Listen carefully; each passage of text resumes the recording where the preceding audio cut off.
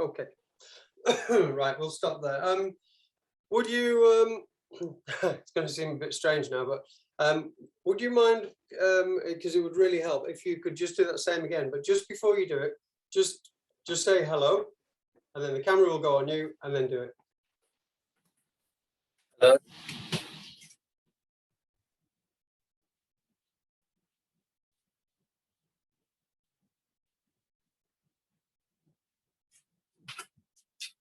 Right, thank you. It just seems a bit odd when you're having to say hello, but yeah, it just you can see that back yourself, and also if anybody watches this on catch up, they'll have an idea what I'm talking about. We haven't talked about this, and it's really good to understand the difference, not only in the shape but also the reasoning behind it. When we do our first section, when we come back, the hand is close to us, and we do the pack, center, and straight palm. Now, the application of that from the pack, you would go straight for the palm. That's it. I would do the inside pack and straight for the palm. It's only because it's the first section of the first form you've ever done that we are coming back here to once again sort of enforce and reiterate that centerline principle, because we will attack down centerline, but you won't defend down centerline. You will attack down centerline, great, but if somebody else is attacking, they will be attacking down centerline. So we recover center. We try and get back to center in all these ways. We steal centerline back, but it's only attacks that will actually go down center.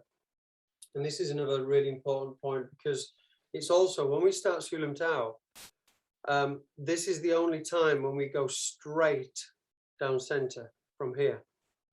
In other areas throughout the form, we'll kind of scoop a little bit onto center. You know, we'll take this kind of idea with it. We'll here and we'll scoop onto center. We'll go past and back onto center. So, and somebody asked me this as a question. I thought it was a really good question. Do we therefore do this in first section as well? And as I say, this is the first section of the first form. The reason why we do not do that is because before we start trying to recover centerline or regain or steal centerline, however you want to think and word that, you need to know what centerline is. And so that first movement has to be absolutely carved in stone, clarity, so you know what it is that you will be attacking down and what it is that you're trying to win or recover, regain. So that's why that first one is really important. And also when we finish, as I say, why we come back to that, and it just clarifies that. When we get to the third section, pack, side palm, is the principle that really we should have had with the first punch. Now, the difference between those two packs, the first section pack is an inside pack, and the third section pack is an outside pack. And we know that because of the palm strike that follows it. For instance, you can do this if you wish, or anyone watching, it doesn't really matter. But if you were, let's say you were to punch straight forwards to me, so your right arm was out. As your right hand comes out, we also need to kind of understand how a Pak Sau works, or an inside pack anyway. Outside pack is really simple. Let's say your hand goes forwards to grab my shirt, you put a hand forwards, whichever hand, you've come in with your left hand there, so I would just slap that across. I would turn and I would slap your left arm across. So we hear that. Slap the Pak Sau, the slapping hand. Inside pack doesn't tend to get so much of a noise. It's more of a contact, it's a deflection. So the idea is that if you had two hands for whatever reason, you know, I'm not saying that it's any kind of, oh, we have a particular guard. You don't know what you're going to be looking like.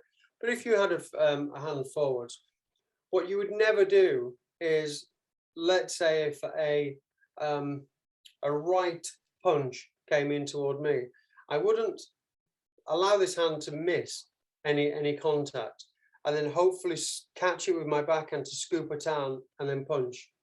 That would be crazy. If you have a hand forwards, whichever hand is forwards is the hand that you would have contact with first. So that's to put it another way, we need to gain contact. We need to get in contact with that as soon as we possibly can. So if the right hand did come in, I may pack, I may bong or whatever. Anyway, let's take that out of the equation. Changing this now to a different kind of setup. Let's assume that that left hand is coming forwards as kind of a big push. So as the left hand comes forwards as a push or a grab or whatever, let's say you're reaching in to grab my glasses. Here, give me those glasses. And my hand is forwards. My intention from here is simply to press your hand across. So that's it. My want for the inside pack is to press across. So all I'm going to do is press across. How far that hand comes in toward me is not dictated by me, it's dictated by you. So let's say if somebody just kind of, yeah, and gave a bit of a threatening gesture, you know, as they bring their hand up here, I don't really need to do much with that hand. I'm just still calming them down. If the hand came forwards a little bit, then my hand may, whoa, I move it across a little bit. I hope this makes sense. So if they're kind of here pointing and they're at some distance away, I'm not in danger. So I don't have contact. I'm not going to go too far out in order to gain that contact. I'm defending, so they're having to come to me because that makes me the aggressor. If this person then moves forwards with this in more of a threatening gesture, then whoa, I may then move that hand across. Let's say that hand went even more so then, so from a gesture, a bit more aggressive, and then just went launching for a grab, my lack of contact may then press across, it may then push all the way in, so it's come in here. Remembering that all I wanted to do was that. I'm just going to move the hand away. The distance it comes in is dictated by my aggressor, so it pushes in. This is an inside pack because if, again, if you had your left hand forwards, you would see that I'm on the inside. So put your left hand forward, that's it. So by way of a grab or whatever, that's fine, a punch, whatever, you would see that I'm on the inside of your hand. So my contact, if you bring your hand back to yourself, close, this is almost where I have my contact. And I'm going to push your hand across. As you come forwards with your left hand, we see this draw in toward me. So this is why and how I've acquired this shape, this position with a Pak Sau so close to me. It's also the reason why, leaving that left hand out, let's say that if you now punch with your right hand from there, that's why I'm going to use the straight palm, because it covers with the elbow any threat, any grab, any swing or slap or any use of that other hand. If I was here, I've done the pack. I mean, I could Pak Sau as well, which is incidentally not too dissimilar to what we're seeing in second section. I've only changed the shape of my hand. So the principle remains the same, because first section is teaching us the shapes. Second section is how to use those shapes in defense. So this still is all blocked. Third section is then block and counter attack, block and counter, and so on. So we're still looking at this in a defensive mentality. So when we come back in first section, we have an inside pack and a straight palm. And that's why we know this is an inside pack, because it's in close to me, because where you have come forwards, it's also inside pack because I'm on the inside of my opponent's hand, and it's clarified then furthermore by the fact of my needing to do a straight palm. Now if we take this to the other extreme, so now we're going to look at your right hand coming forwards. Now when we do a right, if that right hand came forward here, then I would Pak Sau. I'm going to pack on the outside of the arm. This would make a noise because it's slapping hand. And where do we pack? Well, we pack at the base of the forearm, elbow area of our opponent. So if you were to keep your right arm out, so I'm going to do it mirrored with you. So your right arm is out, not in center. We'll keep it to here, level with your shoulder. And what I want you to do from there basically is pack your own forearm. So you're going to pack that forearm. From there, we will then take the punching hand away. And that's where that pack has gone to. So this is the outside pack, because now we see it's instead of the inside pack being in close to me, it's an outside pack out away from me. It's also on the outside of my partner's arm, my opponent's arm. So again, when we did this, if your left hand came forwards as a grab, a slow grab, I press across, but it's come forwards, in. So I'm on the inside of your left hand. You punch with the right hand, and from there, I can then cover with this elbow as I strike. Let's change that now. Now we'll come in with the left hand again, and I'm going to pack further down the arm. So I'm packing on the outside. Now at this point, if I'm on the outside of your arm at this point, that's right. If I just did a straight palm from there, I would let go of your left arm, and there's a chance of me being hit. So I want to keep contact with that, and that's the reason why from this outside pack, I keep contact with your arm here as I use a side palm.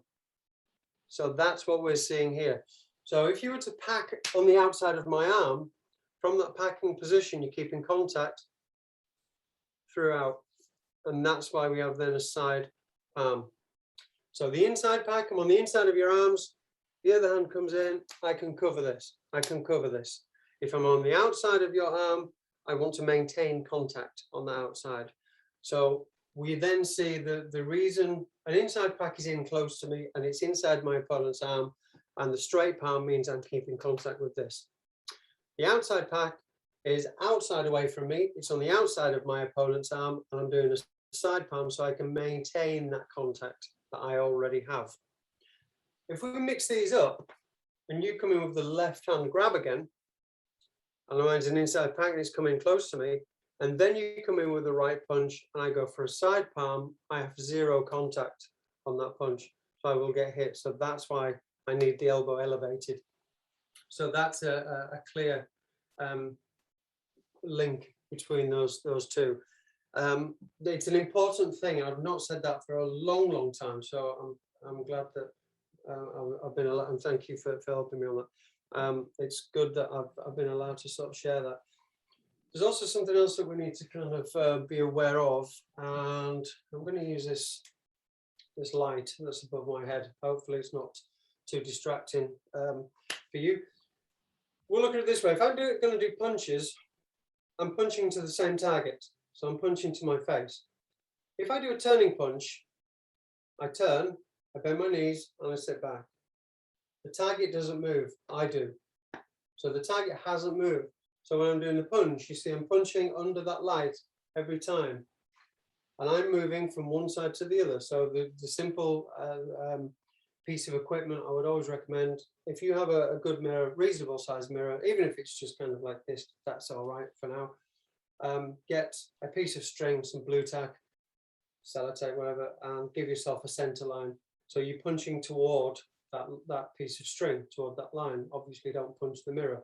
But then if you do a turning technique, you'll find that you're punching the same string, but you're moving to this side of the mirror, this side of the mirror. I say technique because that could be the lights above me, that could be a punch, or it could be a pack. Because there's another rule of thumb that we have here, and that is that whenever you do a turning technique, the hand will always be in line with the opposite shoulder. And the reason for that is because, again, the target didn't move, I did. So when this is my packed out to center. When I turn with this, it appears to be in line with the opposite shoulder.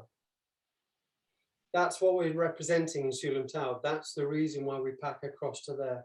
So the distance away from my body, the outside pack, is going to remain the same. So if you came in with the grab, I would pack to center and I would turn with it, and that gives the illusion of it being in line with the opposite shoulder. So that's all I've done. I'm going to keep the same position, square up, and that's it. So what we're not doing is packing across to that shoulder and then turning with it, which is now hugely overcommitted. So that packs out that I would have done on your left hand has now created a new void for the right hand to come over. And that would be me winning center line because you took it from the first punch. I won it here, overcommitted, and lost it again. And it can be simply justified by saying, well, whoever wins the center line wins the fight. And that's what we're looking at. So in our forms, in our chi sao, in our drills, we're always searching for that ability to take that. So yeah, they look very similar. You know, it's a pack and it's a palm. And the pack that you did before was a great inside pack and a great palm. And then what I've just seen there by you kindly turning sideways on for us was that same pack and that side palm. So this is the thing. I would like it. I would prefer people to question and think, why am I just kind of doing that because I can show there's two types of palms, or is it? So let's always question, look deeper and deeper into it. Never just run the pattern for the sake of running the pattern. It's that's how we get so much more, and then we start to dig up more secrets, more questions, and get more and more enlightened by it.